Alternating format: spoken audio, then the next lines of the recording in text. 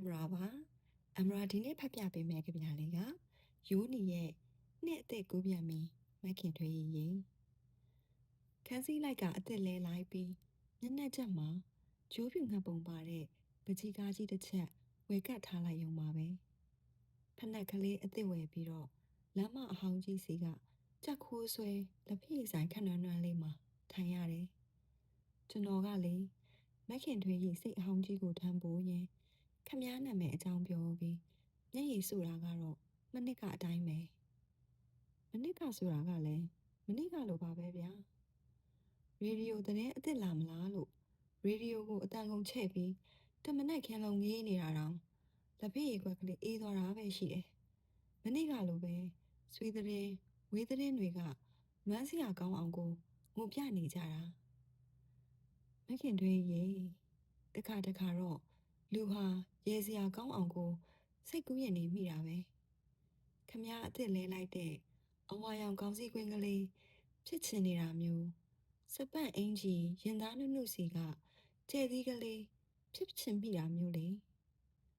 သပင်တွေညှက်ထုတ်ပြလိုက်သေးသလားမခင်တွေဖျားပန်းအိုးအစ်စ်လဲပြီးဆူတောင်းအစ်စ်တစ်ခုများထတောင်းပြစ်နေသေးသလားကျွန်တော်တော့ကဘာအဟောင်းကြီးစီကနိုင်ငံတော်အစ်စ်တစ်ခုတလေများရမလားလို့မျှော်လင့်နေမိသေးတယ်ဒါကလည်းအိမ်မက်တစ်ခုလိုပါပဲရည်စရာတစ်ခုကိုခဏပြောနေရသလိုစုတစ်ခုကိုထက်ခါတောင်းနေရတာကမခင်ထွေးရီစီကအချစ်ကိုမျှော်လင့်ခဲ့ရဘူးတလို့ပါပဲအိမ်ထဲမှာတော့အမေကအငယ်ကောင်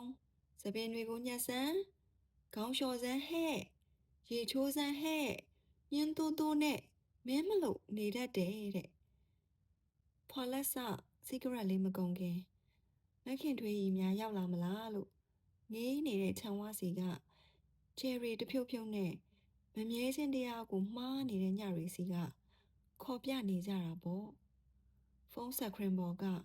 ဝေါ်ပေပါကိုအသစ်ချိန်လိုက်သလိုနှလုံးသားအသစ်တစ်ခုလဲလိုက်လို့ရရင်အကောင်းသာနာမည်အသစ်တစ်ခုနဲ့ကြပြအသစ်တစ်ပုဒ်တော့ရချင်တာပဲဗျာမခင်ထွေးကြီးရဲ့ကင်းကနန်အသစ်တစ်ခုပြောင်းသွားပြီးငွေတကောင်အရေးကွန်ခွာချလိုက်ခြင်းပါပဲဖက်နှက်အသစ်လဲပြီးသပင်ကြီးအသစ်နဲ့ခံစားချက်အဟောင်းမခင်ထွေးကြီးအဟောင်းကြပြအဟောင်းကြီးတစ်ခုကိုထမ်းပိုးရင်းနှစ်အသစ်တစ်ခုကိုကျွန်တော်မတောင်းမိပဲရလိုက်တယ်တောင်းစရာစုကတော့ပေါင်းစရာမိသားစုတွေစုံလင်ပါစေပေါ့ဗျာမခင်ထွေရဲ့ယိုးနီ